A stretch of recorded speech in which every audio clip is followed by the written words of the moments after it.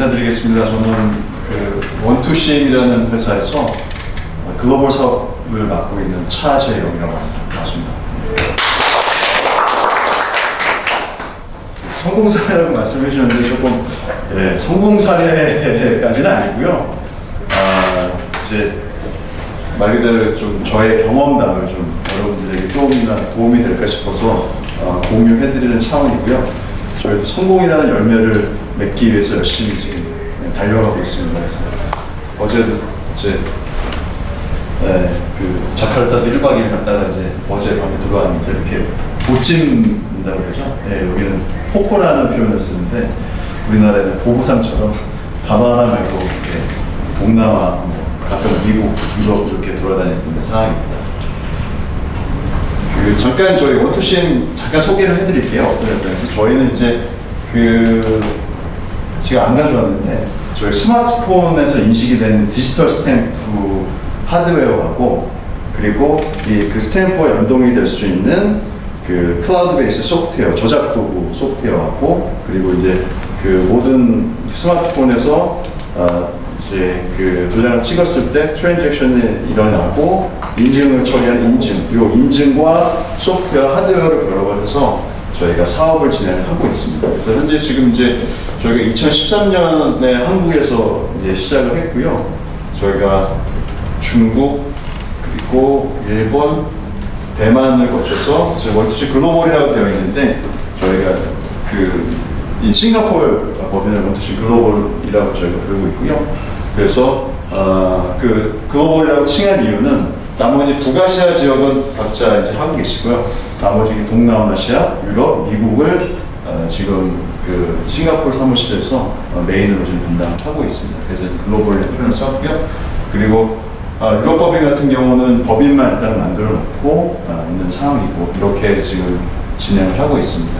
그래서 저희가 이제 2016년도에는 좀 되게 저희 기술을 잘 봐주셔가지고 SK텔레콤에서 한 100억 정도를 저희한테 투자를 해주셨어요. 그래서 이제 그때 조인트 벤처로 이제 시작을 했다가 지금은 여러 가지 사정상 SK텔레콤은 이제 빠지시고 일본 법인의 이제 마이너 수주로만 남아 계시고 지금 싱가포르 법인 같은 경우는 한국의 그 자회사로 지금 진행되고 있는 그런 상황입니다. 그래서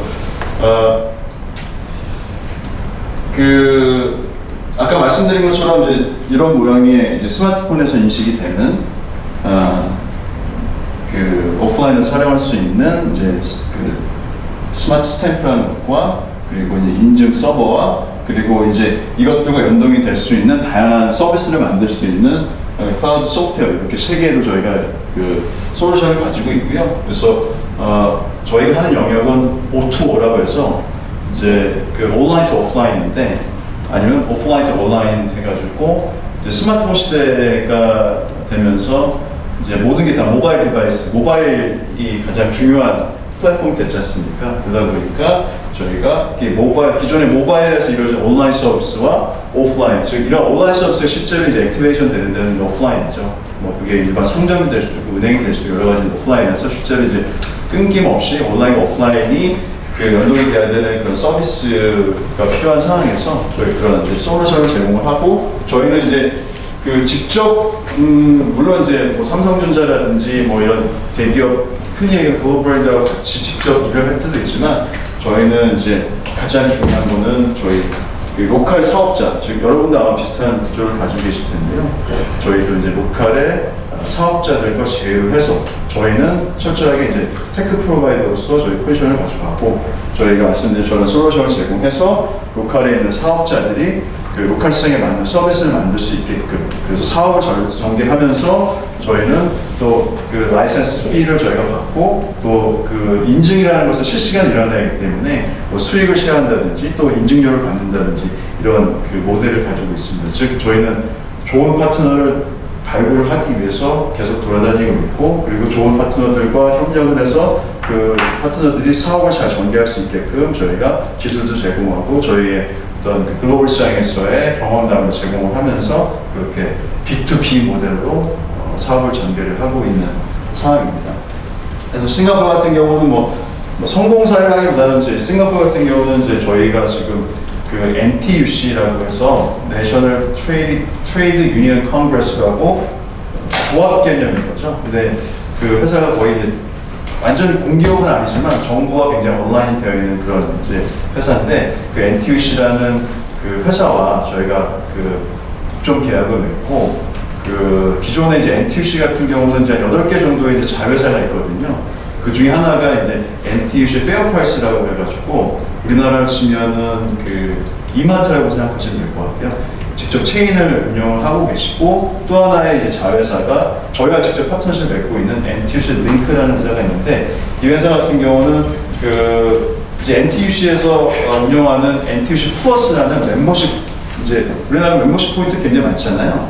여기는 이제 NTUC에서 운영하는 플러스라는 멤버십을 운영을 하고 있는 프로그램이 있는데 그 프로그램 전적으로 담당을 하고 있는 회사가 이제 NTUC의 자회사라는 NTUC 링크고 저희가 이제 NTUC 링크와 이제 파트너십 계약을 맺고 실제 그들이 이제 작년에 그동안에는 카드 기반으로만 멤버십 포인트를 이제 진행을 했었는데 아무래도 정부의 기조가 새로운 디지털 기술에 대한 혁신 그리고 뭐 설명을 잘 해주시겠지만 스마트 네이션이라는 이제 정부의 기조에 발맞추기 위해서 뭐 정부 기관들 또 정부가 굉장히 온라인에 대한 기업들 같은 경우에 새로운 기술들 굉장히 많이 도입을 해서 혁신을 꾀하고 있는데 그래서 기존에 이제 크레딧 카드, 그 포인트 카드 베이스에서 모바일로 그걸 작년에 이제 그 확장을 하면서 저희의 인증 기술과 이런 것들이 들어가서 지금 NTUC에서 지금 그 가맹점들을 계속 확장을 하고 있는 그런 상황입니다. 그래서 이 모델이 저희는 이제 미국이라든지 다른 동남아도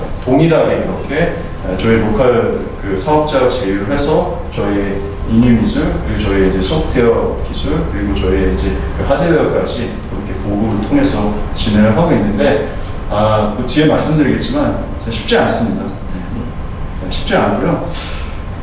저도 지금 이제 그 자연스럽게 이제 제 소개를 잠깐 드릴게요. 이제 저는 그 싱가포르에 한 10년째 지금 거주를 하고 있습니다. 그래서 그 전에는 이제 그 한국에서도 이제 저는 주로 소프트웨어 세일즈를 했었고요.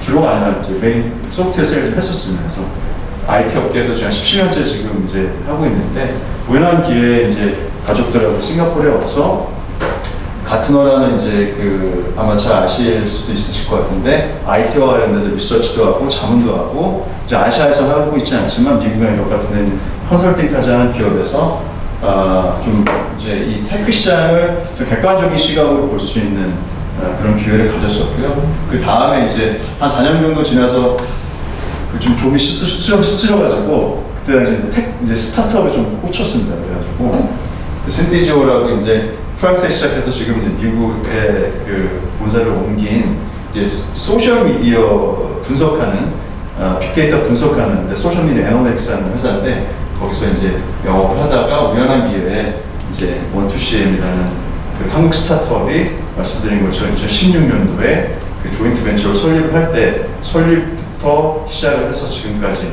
달려오고 있습니다. 그래서 이 세 개의 저의 개인적인 경험이 지금 여러분들하고 좀 더 맞닿아 있는 경험인 것 같아서 제가 이제 제 백그라운드 간단하게 이제 소개드렸고요. 이제 가트너에서 제가 이제 그때 당시에 이제 여러 나라를 이제 담당을 하면서 한국도 제가 담당을 했었고 특히 그때 이제 여러분들과 같은 저희 또 원투CM과 같은 그 테크 기업들 그 큰 기업 정말 안철수 형사 같은 정말 이름 있는 기업부터 정말 스타트업까지 되게 굉장히 많은 회사 300여 개 회사 이상을 만났습니다. 네, 만나면서 여러 가지 그 고민들을 많이 이제 들을 수 있었죠. 그러니까 뭐 여기 안넷 같은 경우는 지금 매출 한 1,000억 넘어가죠. 훨씬 넘어가고 지금은 굉장히 뭐 우리나라에서 대표 소프트웨어 기업으로 성장을 한 회사고 뭐 여기에는 안 나와 있지만 여러 가지 정말 아이디어만 가지고 계셨던 막 창업하신 회사들의 대표이사분들이라든지 막 시작하신 분들을 이렇게 만나면서 좀 그 공통된 것들을 이제 많이 좀 느꼈었어요. 그런 제가 그 현장에서 같은 너 때 저는 세일즈 하려고 만났던 이제 그 기존 고객분들 그리고 이제 포텐셜 이제 클라이언트 분들하고 그 느꼈던 부분들을 저는 이제 그 원투CM에 그 조인을 해서 똑같이 경험을 하고 있고 여러분들하고 아마 동일한 지금 다 뭐 그 인더스트리라든지 뭐 도메인, 기술 도메인은 다 다르지만 어쨌든 해외 시장에서 부딪히는 어려움들은 비슷하지 않을까라는 생각이 듭니다. 요거부터 제가 먼저 갈게요. 제가 지금 현재 겪고 있는 어려움이에요. 네. 이제 뭐 이게 저희가 이제 다행히도 요새는 저희가 활용할 수 있는 리소스가 많아가지고 예전보다는 많이 나아진 상황이라고 확신을 합니다. 근데 뭐 지금 저도 이 나이파라는 좋은 이제 정부 관련 기관에서 이런 좋은 자리를 제공해 주셔가지고 저도 여기 입주해 있으면서 아주 좋은 그 홈베이스가 여기 있고, 그리고 다양한 이제 저희도 한국에서 뭐 그 정보산업통신진흥원이나 코트라나 뭐 본투 글로벌 굉장히 많은 이제 그 저희와 같은 회사들 지원하는 그 공기업들, 공공기관들 운영하는 프로그램들이 굉장히 많지 않습니까? 그래서 저희도 이제 해외에 나올 기회가 굉장히 많이 있는데, 뭐 그전에는 제가 이제 원투CM 전에는 느껴보지 못했던 그런 어려움이었어요. 왜냐면 제가 전에 다녔던 회사들은 그냥 일만 되면 다 알 수 있는 기업들이어가지고 뭐 제가 누구인지 어떤 회사인지 설명할 필요가 없었거든요. 근데 가면 저기 로고가 또 12cm예요. 그래서 뭐 하는 회사인가 이렇게. 근데 그거 좀 말씀드리면 궁금하실 것 같은데, 저희가 예전에 지금 도장 아까 그 말씀드린 것처럼 도장이 지금 이렇게 생겼어요. 예, 아니 이런 거 나중에 뒤에서 보여드릴 텐데, 근데 저희가 이제 2014년 저희 파운더 분들이 창업을 하실 때 지금 이게 3.0 버전이거든요. 이제 프로토타입을 만들었을 때 그냥 정육면체로 만들었던 거예요. 그래서 4 곱하기 4 곱하기 4, 그래서 4cm가 3개니까 4, 3, 12. 약간 어떤 프로토타입이 회사 이름까지 간 이런 상황이거든요. 근데 회사 로고를 저기 이렇게 쓰고 있다 보니까 이게 뭐하는 회사인가 처음에 좀 의심 반 뭐 이런 눈초리도 굉장히 많으세요. 그래서 그런 거 다 설명을 드리고 신뢰를 얻어야 되는 게 좀, 그리고 내가 누군지, 우리 회사 뭐 하는 회사인지 일일이 다 설명을 해야 되는 그런 좀 이제 어려움들이 있죠. 그리고 저희 솔루션 같은 경우도 솔직히 이게 없는다고 해서 뭐 오프라인의 상점이라든가 뭐 이런 뭐 텔코나 이런 금융권에 있는 서비스 사업자들이 없어도 이게 그러니까 온라인과 오프라인 결합되는 서비스를 못 하진 않거든요. 그러니까 이게 있으면 좋은 건데, 있으면 여러 가지 그 베네핏이 있지만 이게 없다고 해서 되지 않는 서비스가 아니다 보니까 그거를 돈을 받고 사가세요라고 하니까 이게 참 쉽지가 않더라고요. 그나마 뭐 제가 예전에 뭐 문담았던 좀 이름 있는 회사들 같은 경우는 그래도 뭐 그래 같은 옷 서비스 뭐 비싸긴 하지만 그래도 그래 써야지, 돈 내야 되는 거 당연히.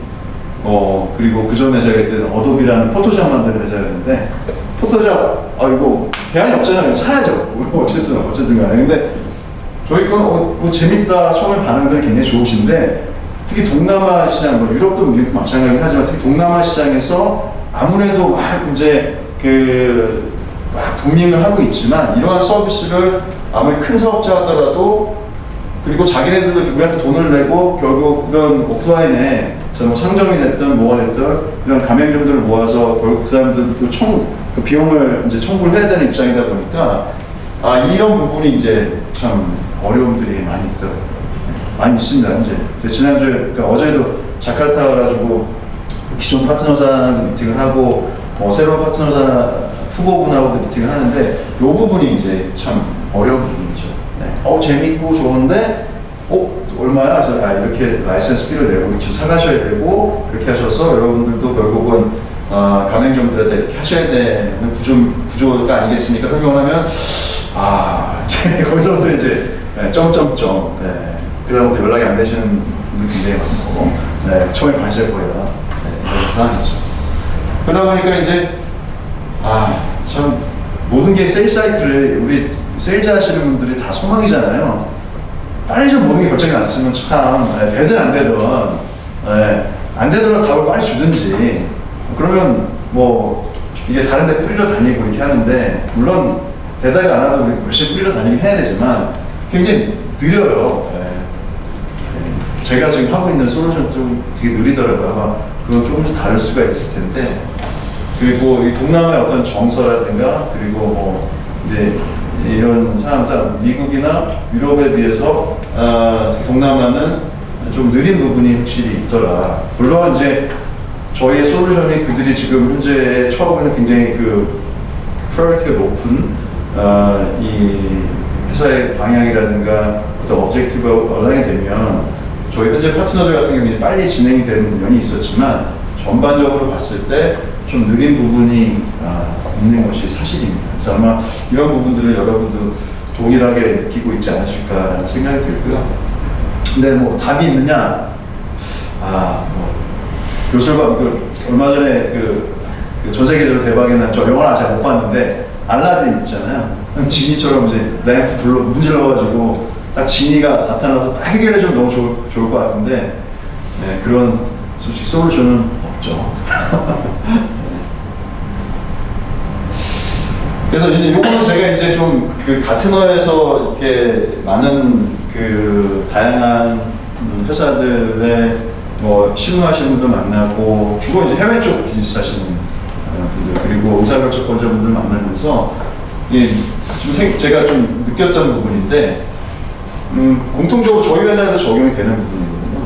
이제 아무래도 이제 해외라는 시장은 뭐 저도 지금 싱가포르에 10년 살면서 이제 뭐 이 시장을 10년째 보고 있지만 지금도 솔직히 잘 모르겠어요. 네.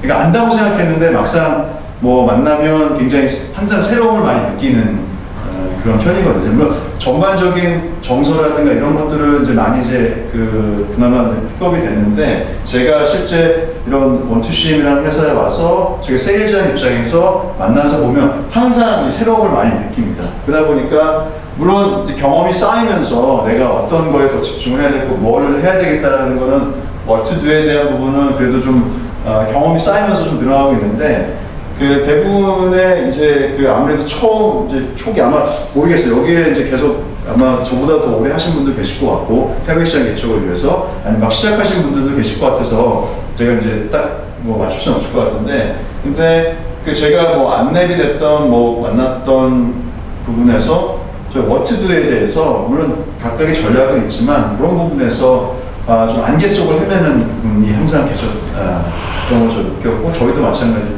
겪고 있습니다. 그리고 결국 어디서부터 시작을 해야 될지라는 부분. 그렇기 때문에 저희도 지금 뭐 여기 지금 나이파 입주해 있으면서 여러 가지 나이파를 통해서 그리고 다양한 정부 기관들 또 이런 네트워크를 통해서 어떤 부분을 먼저 시작을 해야 될지 어디서부터 시작해야 될지 무엇을 해야 될지에 계속적으로 좀 자문도 얻고 저희 경험을 바탕으로 해서 계속 그런 부분들을 좀 종합적으로 좀 보고 있는 그런 상황이고요. 그러다 보니까 이제 좀 저희도 좀 더 디벨롭 해야 되지만 좀 구체적인 플랜이라든가 이런 거 없이 좀 어떤 하나의 뭐 딜이라든지 하나의 어떤 프로그램이라든지 이런 프로젝트에 좀 급급해서 눈에 닥친 거에 좀 이렇게 급급해서 그거 하나 처리해 나가면서 어떻게 보면 좀 나가는 저 자신을 좀 발견할 수 있었거든요. 그러니까 이제 그런 부분들이 뭐 같은 날에 발견했던 모습들이 저도 지금 현재 겪고 있는 그런 상황이고 어떻게 좀 더 이렇게 뒤에도 말씀을 드리겠지만 좀 롱텀하게 좀 제대로 된 전략이라는 말이 좀 정말 말이 쉽지만 어려운 부분이지 않습니까? 정말 그래도 좀 컴플리트한 전략을 가지고 좀 일희일비하지 않으면서 갈까에 대한 고민을 계속적으로 저도 지금 하고 있는 그런 상황입니다. 네, 그러다 보니까 이제 뭐 결국은 이제 제가 느꼈던 거는 이런 부분이 바탕에 있지 않을까라는 생각이 좀 들고요. 이제 좀 저희도 지금 3년째 하고 있는데 여전히 굉장히 어려움을 겪고 있거든요. 근데 이게 어떤 회사들 같은 경우는 몇 번 해보시다가 이거 뭐 비용도 많이 들어요. 이게 저희는 솔직히 운이 굉장히 좋은 케이스예요. 왜냐면 큰 돈을 투자를 물론 투자를 받을 만큼 저희가 그거에 대한 엄청나게 이제 리턴에 대한 부분도 저희가 항상 부담을 갖고 있고 그거에 대해서 이제 골머리를 앓고 있는 그런 상황이 골머리까지는 아니라 저는 그런 거에 항상 고민이 있긴 하지만 어쨌든 그래도 이제 많은 비용이 들어감에 불구하고 저희가 이제 받은 총알이 있다 보니까 그래도 이제 그런 부분이 그래도 좀 어느 정도 해결이 되는데, 근데 뭐 이게 그렇지 않습니까? 이게 뭐 그 대표이사분들이나 높으신분들 입장에서도 이게 아무리 보이지 않는 롱텀하게 가지고 싶다 하더라도 계속적으로 비용이 수반될 수 없는 구조다 보니까 좀 그러한 현실적인 한계에 의해서 해외 사업을 하시다가 이런 회사들도 굉장히 제가 제일 많이 봤던 거거든요. 그래서 이거를 저희 회사도 마찬가지, 저도 마찬가지지만 좀 롱텀하게 좀 100m 단거리가 아닌 좀 마라톤의 입장에서 좀 봐야 되지 않을까라는 생각이 좀 있었고요. 그리고 이제 두 번째 같은 경우는 이제 저희도 그렇지만 저희 특히 이제 개발 쪽에 저는 이제 세일스다 보니까 특히 개발 쪽에 계신 분들은 이제 저희 제품에 대한 자부심이 굉장히 크신 분들이 많이 계세요. 이거 당연한 거죠. 저희가 다 만들고 했으면 한다 보니까. 근데 너무 이제 본인에 대한 이 자부심이 크다 보니까 실제 로컬에 가면 기술의 저희도 마찬가지로 이제 이게 이 앞서가는 기술을 사용하지만 아직 준비가 안 된 나라는 굉장히 많거든요. 너무 앞서가던 나머지 이게 굳이 저희까지 필요 있느냐 이런 부분들이 있거든요. 그러니까 각각의 로컬의 상향은 뭐 동남아시아 가더라도 뭐 제가 어제 갔던 인도네시아 그리고 내일 또 이제 KL 쿠알라룸푸르 가야 되는데 말레이시아 그리고 뭐 태국, 베트남 상황이 다 다르거든요. 그리고 기술을 바라보는 것도 다르고 기술을 받아들일 준비도 더 다른 상황이고 그리고 얼마나 그게 이제 가치가 있을 거냐에 대해서 바라볼 시각도 다르고 그걸 또 돈 주고 사야 되지 않습니까? 에 대한 그런 부분도 굉장히 다르기 때문에 그런 부분들 어떻게 기술과 현지의 사정을 어떻게 좀 접목을 할 수 있을 것이냐에 대한 고민이 진짜 진정한 또 하나의 프로그램이 될 수 있을 것 같아요. 그리고 아까도 말씀드린 저도 이제 싱가포르 10년 있었지만 오래 있다 보니까 더 아직도 모르는 부분이 많구나 이런 거를 좀 깨닫거든요. 그래서 실제로 물론 시간이 좀 해결해 줘야 될 것들이긴 하지만 내가 정말 이 시장에 대해서 제대로 알고 있는 것과 모르고 있는 것을 우리가 구분해내는 것이 중요한 부분이라고 생각을 합니다. 네. 그래서 이 정도 제가 정리를 해봤고요. 이제 저희 같은 경우, 그러니까 성공 사례는 아니고 지금 뭐 저희가 이제 경험을 말씀드리면 아까 이제 저희가 파트너십 베이스로 지금 하고 있는데 파트너십을 저희가 현재 동남아시아 맺은 나라가 싱가포르 그리고 필리핀 그리고 말레이시아, 인도네시아, 태국 이렇게 5개 나라를 베트남까지는 6개입니다. 6개 있는데 저희가 좀 잘 되는 나라도 있고 잘 안 되는 나라도 있어요. 왜냐하면 뭐 아마 다 그러시겠지만 저희가 파트너십 자체는 그냥 하나의 시작점인 거거든요. 그러고 나서 저희 기술이 가서 그 파트너들이 로컬에서 사업을 잘 전개해야 양사가 윈윈하는 구조다 보니까 아마 대부분의 회사들이 파트너십 구조면 그런 구조를 가지고 있을 거예요. 근데 파트너십 자체는 하나의 어쨌든 이제 시작 단계인데 그거 자체도 굉장히 좀 어려운 게 사실이고 근데 저희가 이제 어쨌든 6개 나라에서 파트너십을 맺었는데 그거 어떻게 맺었는지를 약간 설명을 좀 드릴게요. 그래서 여러분들이 그런 부분에서 좀 도움이 되셨으면 해서 말씀을 드리는데 일단은 싱가포르 같은 경우는 저희는 이제 저희의 지금 기술이 제일 활성화되고 많이 대중화가 되는 나라 중에 한 군데가 대만이거든요. 그래서 이제 저 NTUC에 지금 저랑 카운터파트로 계속 일을 하고 있는 패럽 이코시스템에 있는 담당자가 실제 대만에서 활용되는 레퍼런스를 통해 가지고 오히려 적으로 이제 인바운드로 들어온 케이스. 그래서 그걸 통해서 기술을 검증해서 굉장히 빠른 시간 안에 정부의 기조하고 굉장히 좀 맞닿아 있는 부분이 있다 보니까 그런 부분이 있어서 이제 파트너십을 맺고 지금 잘 가고 있는 그런 상황이고요. 말레이시아 같은 경우는 저희가 계약한 지 얼마 안 됐는데 여기 같은 경우도 기존에 저희가 이제 말레이시아에서 이제 파트너십을 맺었다가 좀 잘 안 된 케이스가 있었어요. 생각보다 지지부진한 케이스가 있었는데 거기에서 그 네트워크를 통해 가지고 저희가 이제 새로운 파트너를 발굴하게 되는 계기가 이제 말레이시아 사례고요. 그리고 필리핀 같은 경우는 저희가 모바일 쪽이다 보니까 저희가 이제 각 정부기관에서 후원을 받아서 나가는 행사들이 굉장히 꽤 많이 있는데 저희가 그 가장 크게 좀 주력 하는 행사가 모바일 분야다 보니까 스페인에 이제 모바일 월드 콘그레스를 매년 나가고 있습니다. 근데 거기 나가서 저희가 이제 거기 부스에서 저희 이제 부스를 찾아오고 회사, 그러니까 필리핀에서는 약간 뭐 어떻게 보면은 삼성, STS, LCNS처럼 그런 이제 가장 큰 IT 회사 중에 한 군데와 이제 모바일 월드 콘그레스에서 거기 이제 프레지던트하고 그 밑에 실무 이제 디렉터가 방문을 해서 저희 거를 보고 이제 몇 차례에 걸쳐서 저희가 직접 방문도 하고 하면서 여러 가지 이제 계약까지 해서 이제 조만간 첫 서비스가 나올 예정인데요. 그래서 거기 같은 경우는 이제 저희가 참여하는 이벤트에서 만나서 그렇게 이제 계약을 체결한 게 있었고요. 그리고 이제 인도네시아 같은 경우 저게 이제 인도네시아 롯데 멤버스하고 지금 이제 L포인트 운영하는 이제 롯데 멤버스하고 제휴를 하고 있는데 저희가 이제 특히 동남아 시장 같은 경우 좀 활용하는 하나의 또 축이 한국의 대기업이 들어가서 나름 사업을 전개하고 계신 데들이 계세요.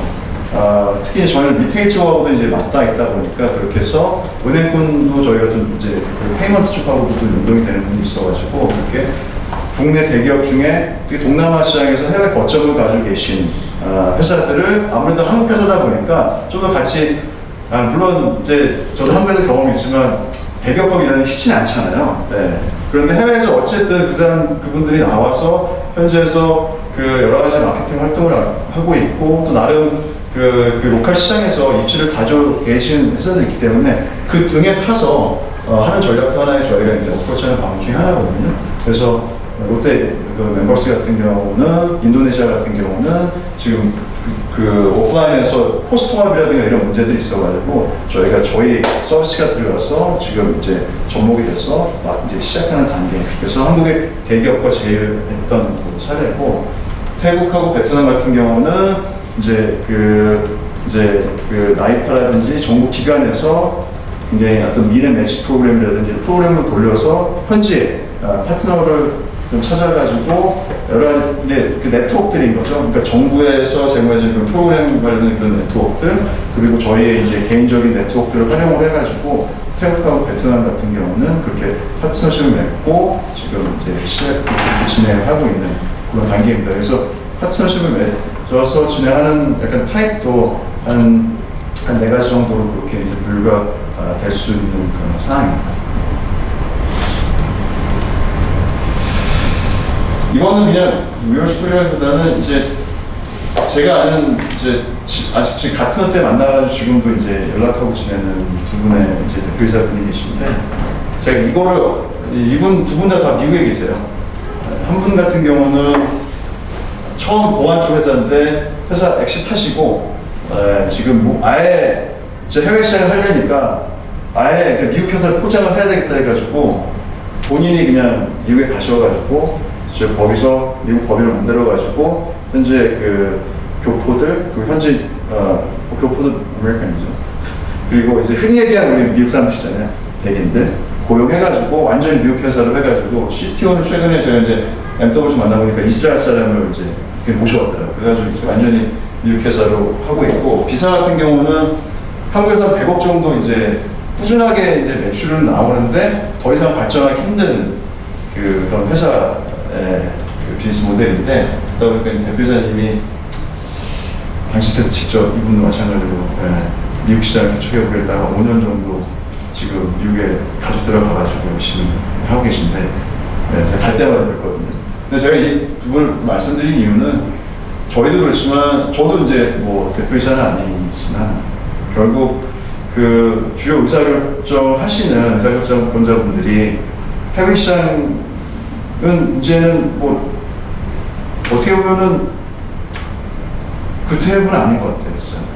머스트 저희도 머스트라고 생각해서 저도 지금 여기서 지금 하고 있는 거고 머스트라고 생각한다면은 뭐 이건 하나의 예시긴 하지만 진짜 이 대표이사님들 그리고 정말 의사결정권자분들이 좀 획기적인 좀 발상의 전환을 하셔야지 해도 될까 말까 한 게 글로벌 비즈니스라는 게 제 이렇게까지 경험을 바탕으로 하는 의견이어서 저도 만약에 갑자기 위에 제 파운더 두 분께서 그럼 사람 접지 그러면 저는 한국에 못 들어가거든요. 그래서 가족들 한국에 있기 때문에 그러면 어쩔 수 없는 상황이지 않습니까?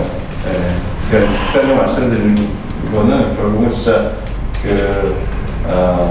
탑 매니지먼트의 스폰서십이 그리고 정말 이 해외 시장에 대한 얼마나 정말 내가 이거 진짜 배고프냐, 진짜 이거에 의지가 있느냐에 따라서 글로벌 사업은 참 좀 더 성공할 수 있는 찬스가 있지 않을까라는 게 현재까지 저의 결론입니다. 제 이상이고요. 원투CM, 이거 원투CM 그래서 여러 가지 하고 있습니다. 그래서 뭐 지금 여기 입주해서 다양한 프로그램, 코트라든지 이제 다양한 고투글로벌이랑 열심히 하고 있고요.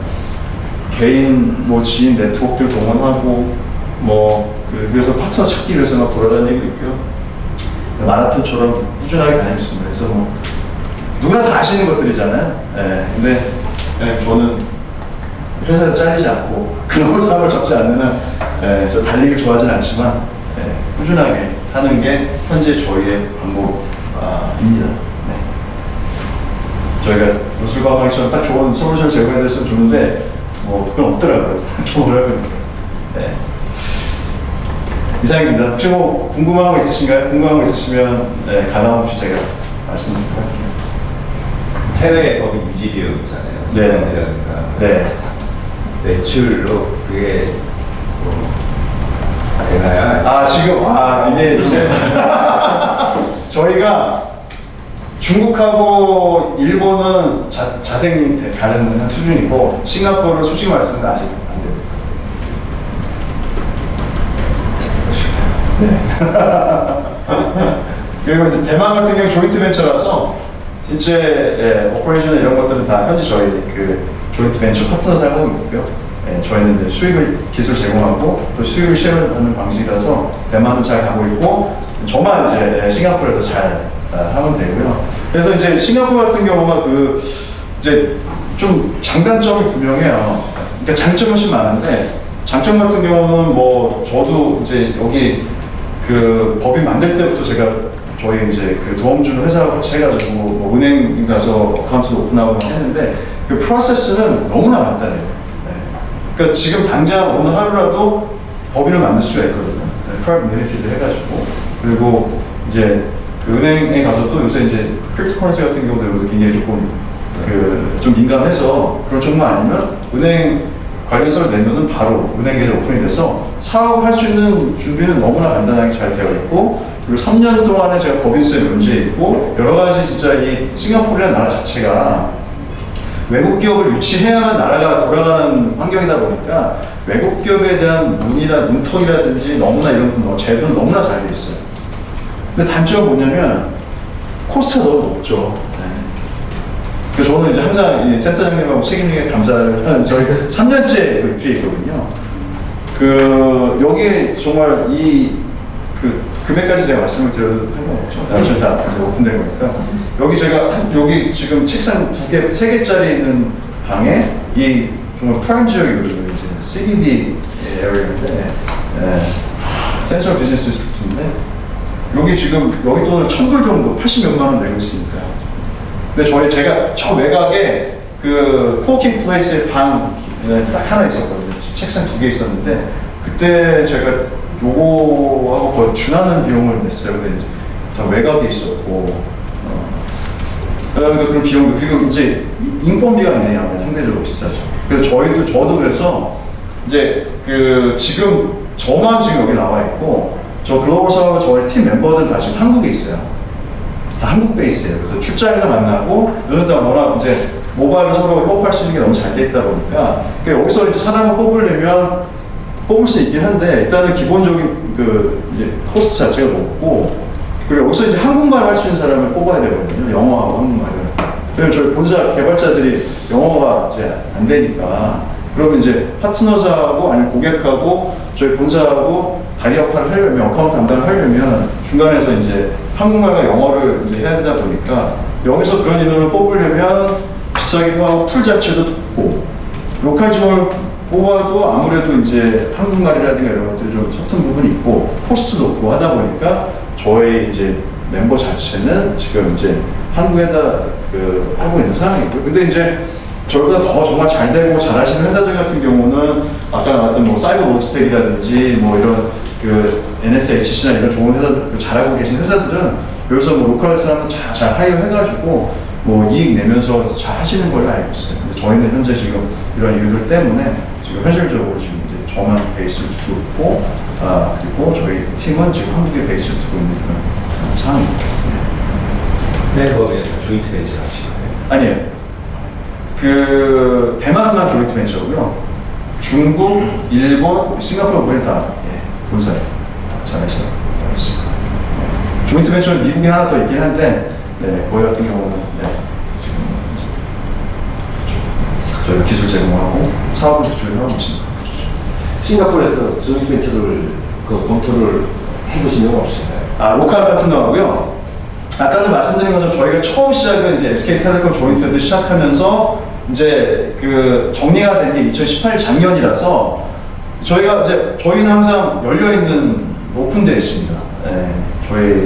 저 개인적으로 그렇고 저희 위에 두 분의 이제 파운더 분들도 오픈되어 있는 상황인데, 근데 조인트 벤처는 저희가 이제 해보니까 물론 잘 되면 굉장히 타이완과처럼 되게 잘 되면은 서로 아주 행복한 케이스인데 또 그렇지 않은 경우가 발생할 수도 있어서 좀 조심스러운 부분이 있거든요. 왜냐면 저희가 이제 서로 다른 두 개의 회사가 서로 손을 잡고 그냥 이제 파트너십은 어떻게 보면 되게 좀 느슨한 단계에 어떻게 보면 제휴잖아요. 근데 조인트 벤처는 이게 뭐 파이낸셜하게도 그렇고 여러 가지 이제 책임과 이런 부분의 소재가 굉장히 좀 민감한 부분이라서 그런 부분들은 저희가 좀 조심스럽게 좀 검토를 하고 있는데, 아직까지는 싱가포르에서는 저희가 조인트 벤처를 할 만한 파트너 아직 만나지 못해서 일단은 저희가 지금 이렇게 단독으로 지금 운영을 하고 있는 상황인데, 저희는 항상 오픈되어 있습니다. 그리고 이제 다른 이제 동남아 국가에서도 가끔 조인트 벤처를 이제 제시하시는 분들 계세요. 유럽에서도 있었고. 근데 이제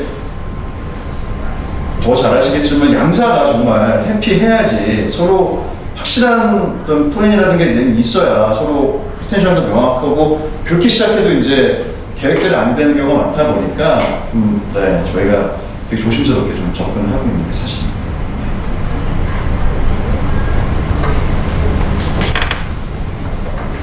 네. 파트너들한테 이제 저희 제품을 같이 해보겠다는 제안을 하잖아요. 네네. 그래서 싱가포르나 이런 데다 보니까 저희 이제 기업 쪽에들은 인프라 쪽에 하다 보니까 유명한 회사들이 많이 있잖아요. 주로 이제 델, 아니면 HP, 네. 이런 거 이제 주로 이제 입공하는 회사들이 많아요. 많죠. 네. 그러니까 보통 이제 저희 같은 경우는 약간 제품 성격들이 부하시는데 좀 니치마켓이 있고, 네. 어떻게 보면 좀 그 나라에서도 시간을 두고 좀 개척하면은 좋은 거. 네. 근데 데일이나 EMC라는 건 누구나 다 하는 그렇죠. 거고, 완전 경쟁이 치열하고 마진은 좀 적고, 네. 어느 나라나 다 있고 이런 거잖아요. 네. 그래서 뭔가 조금 한국에서는 좀 성공하고 그런 부가치도 좋은데, 네. 그런 거를 좀 힘들지만 같이 해볼래? 이런 거에 대한 그런 걸 좀 좋아할 만한 파트너들도 있을까? 근데 일단 저희는 이제 그런 인프라 쪽이 아니어가지고 지금 자체는 저희는 워낙 어떻게 보면 좀 새로운 쪽을 하고 있어가지고 저희는 다행히 이제 글로벌 플레이하고 이제 어떻게 공룡들과 경쟁해야 되는 그런 어려움은 없는데, 좀 다른 저희는 이제 이제 마켓에서 에듀케이트 해야 되고 이런 것들이 있는데, 근데 이제 제가 이제 지금 이제 말씀하신 거는 저희 같은 업 때 되게 저희 고객사들이 많이 바꿨던 거거든요. 그 당시 이제 제 기존 저희 한국 고객사들 중에 이제 네트워크 장비하시는 회사도 계셨고 이래가지고 어플라이언스들 소프트웨어 쪽 메인 축이니까. 근데 항상 이제 나오면은 이제 워낙 글로벌 브랜드들 다 하고 있잖아요. 네트워크든 서버든 보안이든 하고 있다 보니까 그런 부분에서 이제 참 어려움을 많이 겪으시는 게 사실인데, 근데 이제 그래도 여기서 이제 여기 유통 파트너들도 이제 크게 한 3-4개 정도의 이제 굵직한 파트너들이 이제 제가 있는 걸 알고 있는데, 근데 그분들도 항상 새로운 걸 찾으시더라고요. 그중에 한국에 같은 경우 파트너 때 저희 이제 제가 담당하지 않았는데 저 싱가포르 어카운트 고객이었는데, 이제 어쨌든 그분들 입장에서는 그러니까 저희 필리핀 같은 경우도 저희 이제 그 현재 파트너가 SI도 하고 거의 이제 시스코의 메인 총판이기도 하고 하면서 이제 소프트웨어 유통도 하드웨어 유통도 하면서 SI도 하고 막 그런 회사인데 이제 얘기를 들어보면 저희가 이제 그때 이제 프레지던트하고도 얘기를 이제 그 이번에는 스페인 가서 이제 만나서 얘기를 나눴는데 뭐 그분들 입장에서는 글로벌 벤더들랑 협력을 하긴 하지만 이제 구색을 갖춰놓으면 뭐 포트폴리오 자체를 많이 가져놓으면 언제든지 이제 효용이 필요한 부분이 있다 보니까 그런 부분들이 그래도 한국의 그 이제 장비 쪽이나 소프트 하시는 회사들께서 분명히 그 경쟁 우위에 있는 부분이 있으실 거라고 봐요. 예, 그게 뭐 가격이 됐던 아니면 기술적으로 새로운 기술이 됐던 글로벌 벤더들이 뭐 다 하긴 하지만 저도 뭐 글로벌 회사에서 일하긴 해봤지만 뭐 굉장히 또 그 어떻게 보면 그 이제 틈새에 가지 못하는 부분들이 좀 있긴 있거든요. 그래서 그런 부분들을 어프로치 하시면 좀 더 도움이 되지 않을까. 그리고 어차피 그런 유통하시는 회사 입장에서는 잘 아시겠지만 여러 가지 뭐 백화점인 거잖아요. 네, 그래서 결국은 자기네들 유통 채널이나 아니면 직접 뭐 고객에게 제품 제공한다고 했을 때 뭐 구색을 맞춰서 그분들이 원하는 것들을 한 세트 딱 제공하면 되는 거니까 그런 쪽이 맞지 않을까 말씀을 좀 그게 이렇게 뭐 지금 보면 파트너를 생각하시는데 싱가포르 가시고 네. 베트남도 하고 여러 가지 방법으로 쭉 가시잖아요. 동남아 지역에. 네. 그러니까 그거 사실은 투자받아서 이제 좀 그런 포텐셜이 있으면 그게 가능한데 네. 저희들은 적은 비용으로 하려고 할 때 네. 저희가 하는 업을 이렇게 좀 성격을 잘 이해하고 네. 그래서 예를 들면 뭐 싱가포르나 이런 데서 또 다른 회사를 잘 만나서 네. 거기가 이렇게 그런 허브 역할을 네. 하는 그런 것도 가능한 거예요. 뭐 그런 것들이 아니면 근데 이제 제가 이게 맞는 답인지 모르겠는데 맞는 게 제가 질맞은 게 맞는 건지 모르겠는데 네. 그 인도네시아 같은 경우 제가 갔더니 그 제가 회사 이름 까먹는데 아마 책임이 아실 것 같은데 그 한국 그 회사신데 파운더분이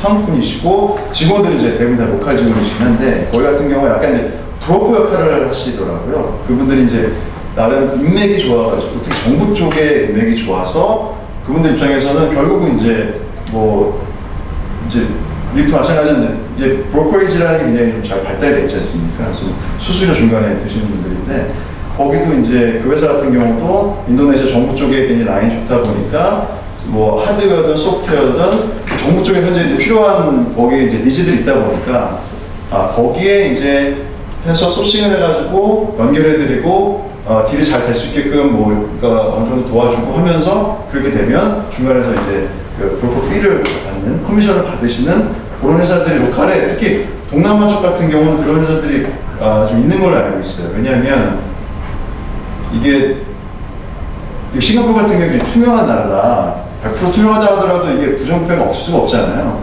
근데 특히나 동남아 같은 나라들 같은 경우는 진짜 뭐 중국의 꽌시나 이런 것처럼 뭐 태국 같은 하이소라고 큰 비즈라는 하이소라고 그러는 거 하이소사이티 상위 1%에 통해서 왕족 닿지 않으면 큰 비즈니스 할 수 없고 뭐 인도네시아 뭐 뒷돈 받고 뭐 이런 거 베트남도 마찬가지로 워낙 이제 하다 보니까 그 어떤 릴레이션 베이스로 이 진행하시는 경우가 굉장히 많이 계신 것 같더라고요. 그래서 저희는 직접적으로 경험이 없는데 그런 얘기를 저도 이제 오며 가며 이렇게 들은 게 있어서 그런 루트들을 이렇게 찾으실 수 있지 않을까라는 생각은 들긴 드는데 저도 이제 제가 직접 경험이 없다 보니까 그 뭐라고 다 확답을 드리기가 좀 어렵긴 하네요. MWC는 자체 부스하세요? 한국 가세요? 저희가 지금 4년째, 올해 19년이죠.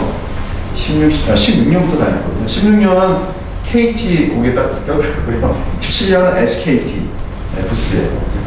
그리고 작년에는 저희 단독 부스를 했는데 굉장히 비싸더라고요. 그래서 하고 올해 같은 경우는 저희가 이제 코트라 한국관에 들어갔었거든요.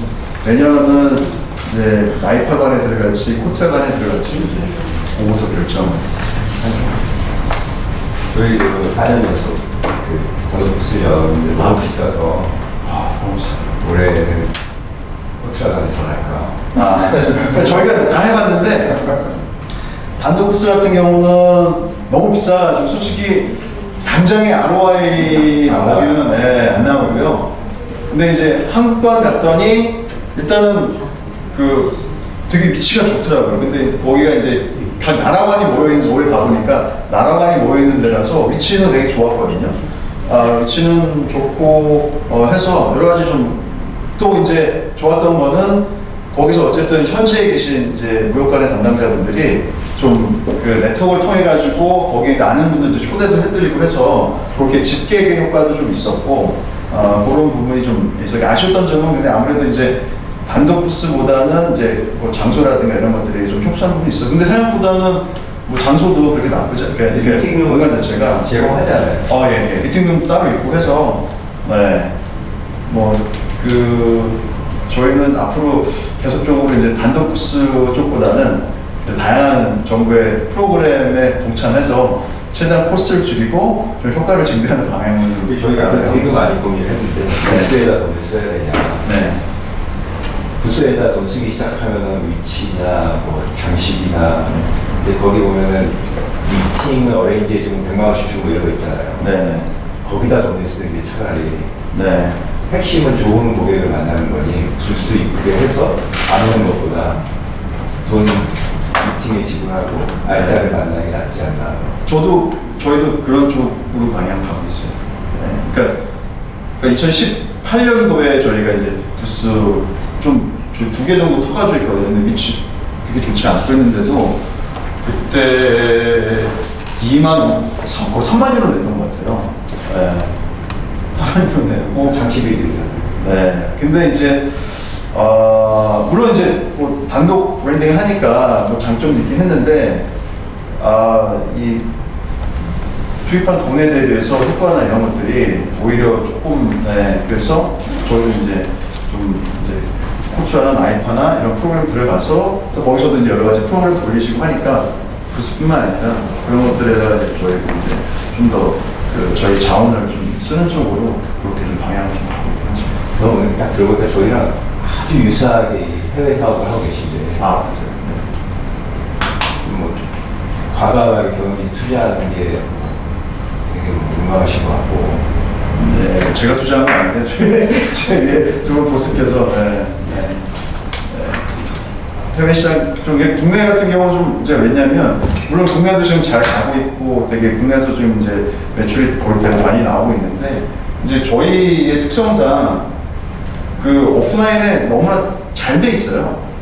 굳이 도장을 왜 써야 돼 이럴 정도로 한국에서는 너무 네트워크에 뭐 다 물려 있죠. 코스 하다 보니까 너무 오프라인에 잘 돼 있어가지고 기존에도 잘 닦아놓으셨기 때문에 저희가 이제 도장이라는 게 물론 도장이 하나의 이제 매개체긴 하지만 도장이 꼭 필요하느냐 뭐 여러 가지 것들이 있어서 오히려 그런 해외 쪽에 좀 더 한국보다 사정이 안 좋은 해외 쪽에 더 잘 먹히겠다 해가지고 중국, 뭐 일본 이렇게 지금 이제 가고 있는 상황이고 실제로 그게 가보니까 맞더라고요. 우리나라처럼 이제 저희가 연관돼서 오프라인에 인프라가 잘 되는 나라가 없습니다. 저희 쪽 같습니다.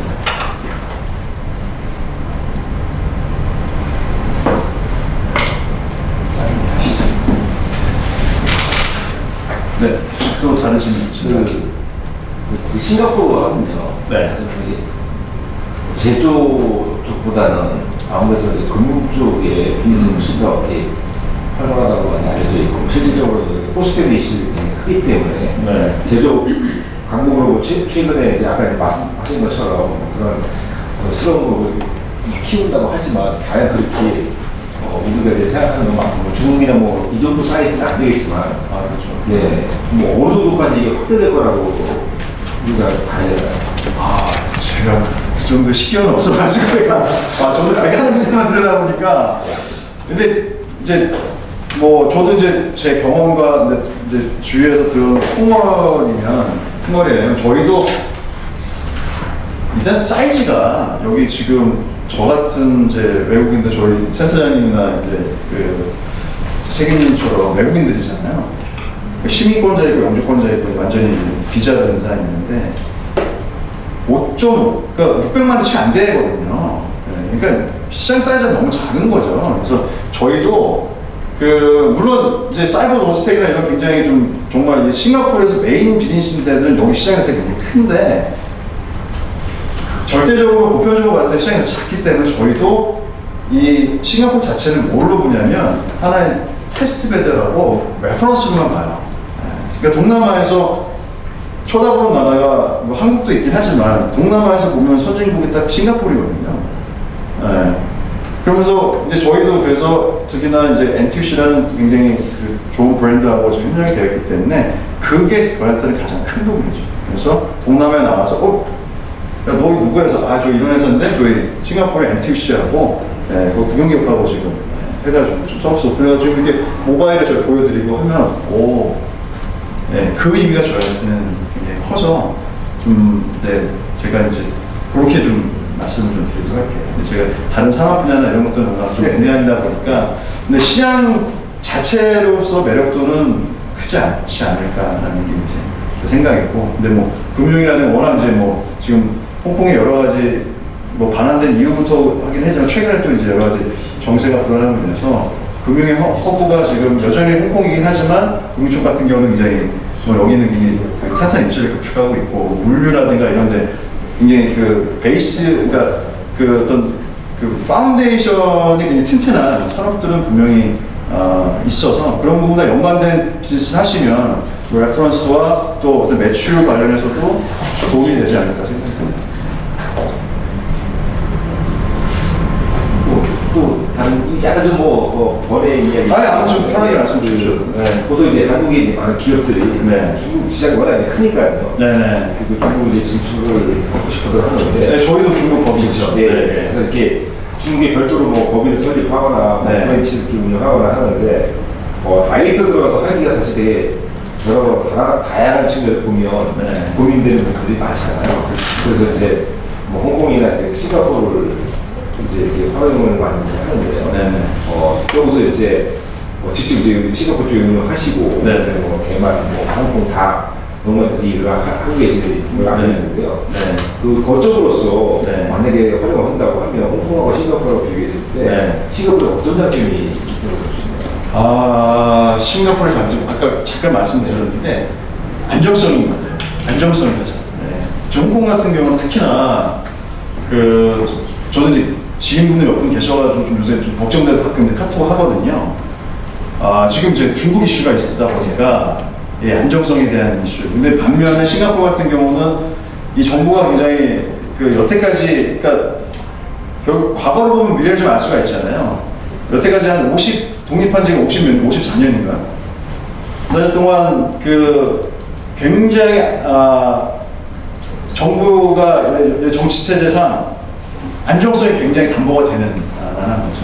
그러니까 앞으로도 그 안정성이라는 게 물론 미래에 어떤 일을 할지 아무도 개런티 할 수는 없지만 전 세계에 여기 나라만큼 향후가 가늠이 되고 안정적으로 갈라라는 제가 봤을 때 싱가포르에는 없지 않을까라는 생각이 들고요.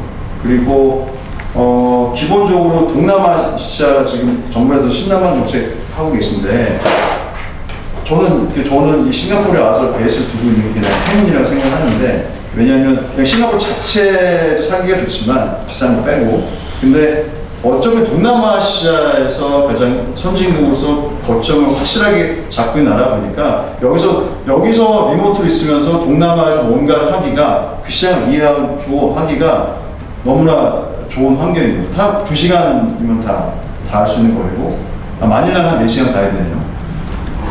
필리핀만 그러니까 동남아의 모든 웬만한 내가 타깃하고 있거든. 사이즈. 인도네시아도 어제 가서 뭐 그런 얘기 했지만 30년째 계속 포텐셜 가지고 있다고 하지만 2억 9천이거든요. 그렇죠? 네, 태국 9천, 베트남도 9천, 1억 ton 가까이 되고. 그러니까 앞으로의 이게 느리지만 그리고 또 느리면서 굉장히 빨리 가는 것도 있기 때문에 포텐셜을 봤을 때 동남아 시장이 제가 봤을 때는 희망이라고 보고요. 그런 부분에서 이 거점이라든지 여러 가지 물리적인 환경 그리고 여러 가지 안정성에 대한 환경, 회사를 운영할 수 있는 그런 제도적인 장치 부분이 홍콩하고는 지금 비교할 수 없는 수준이 되지 않았나 라는 생각이 듭니다. 그래서 저도 개인적으로 몽통하게 살 생각을 하고 있고 저도 주위에 있는 한국에 계신 분들한테 사업은 아니더라도 이제 싱가포르에 와서 하는 게 어떻겠느냐는 저도 개인적으로 여러 가지 하는데 그렇게 얘기하고 있을 정도로 싱가포르에 좀 여러 가지 그 사업을 하시기에도 유리하지 않을까. 근데 뭐 파라다이스는 없는 거니까요. 여기만의 아까 말씀드렸던 뭐 코스가 없다라든지 여러 가지 뭐 시장 사이즈가 작은 거에 대한 한계 그런 부분들은 존재하지만 그래도 여러 가지 이 거점으로서의 이 동남아나 아시아에서의 거점으로서 싱가포르이 가장 유리하지 않을까라는 게 제 생각입니다. 선생님 저도 한 가지 질문이 네네. 이렇게 질문 많이 주시니까 저는 저는 이제 그러면 되네요. 한국석재산업협회에서 수출을 담당하고 있는데 그러세요? 그러다 보니까 이제 저도 여러 기업들에 상담하고 뭐 이런 것 중에서 애로 중에 하나가 네. 특히 이제 동남아, 뭐 베트남도 그렇고 네네. 현지에서 사업을 진행을 하고 그 사업이 진행되고 이제 매출이 발생하면 그 매출에 대한 회수가 좀 어렵다라는 얘기 많이 들었거든요. 네. 어떤 기업은 그것 때문에 어려움이 당해서 뭐 이렇게 네. 좀 더 어려워지기도 하시고 예. 그러셨는데 이제 싱가포르 거점으로 두고 뭐 베트남 뭐 이렇게 다 하시잖아요. 근데 네. 자금 회수와 관련해서 좀 어려움이 어떻게? 좀 회수는 저희가 이 부분 말씀드릴게요. 어제도 이제 제가 그 롯데면도스하고 인보이스 처리할 게 있어가지고 왔는데, 나름 이제 각각의 레귤레이션이 있는데, 그러니까 특히 소프트웨어 서비스 같은 경우는 위드홀딩 텍스를 떼는 게 굉장히 높더라고요. 네. 그러니까 저희도 이제 본사에 설립할 때 본사하고 그런 거래가 있긴 했지만, 이제 뭐 지금 싱가포르 한국 같은 경우는 개발이나 이런 것들이 뭐 위드홀딩 텍스가 없거든요. 그래서 100% 다 이제 이 대금이 갈 수 있는 그런 구조가 되어 있는데, 동남아 같은 경우는 약간 좀 불투명한 부분도 있고, 그리고 귀에 걸면 코골이, 코에 걸면 코골이, 귀에 걸면 귀걸이 부분이 좀 있다 보니까, 그러니까 그게 어떤 불확실성이다 보니까, 저희도 그래서 이번에 이제 인보이스 아이템을 조금 변경하는 뭐 이런 부분들이 좀 있었거든요. 그래서 확실히 그런 부분들은 있죠. 저희가 소프트웨어나 하드웨어를 수출했을 때, 현지에서 저희 파트너사들이 정부에서 이제 부과하는 위드홀딩 텍스가 큰데 그런 부분들, 그리고 이제 저희가 또 수출했을 때, 그러니까 저희도 이제 스탬프지만 결국 이제 통과를 해야 되지 않습니까?